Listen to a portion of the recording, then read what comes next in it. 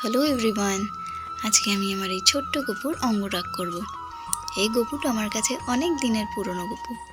তো অনেক দিন ধরে ভাবছিলাম যে গপুর আমি একটু অঙ্গরাগ করব, কিন্তু সময় হচ্ছিল না। আর ভাবছিলাম কি করে করব, পারবো কি না। তো অ্যাট লাস্ট আজকে আমি ঠান নিয়েছিলাম যে না, আজকে আমাকে করতেই হবে। আমি সব কিছু কিনে আগে থেকে রেখে দিয়েছিলাম, ভাবছিলাম যে না, আজকে আমাকে করতেই হবে।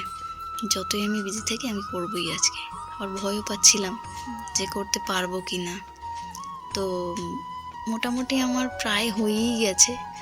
তো শুধু কিছু কিছু কাজ বাকি ছিল, তো তখনই ভিডিও ক্লিপিংসগুলো আমি নিয়েছিলাম। কানটা আর কিছু হাতের কাজ, পায়ের কাজ, পেছনের একটু কিছু কাজ, এই কাজগুলো বাকি ছিল। আর সত্যি কথা বলতে কি, আমার একটু ভয় লাগছিল যে আমি পারবো কি পারবো না।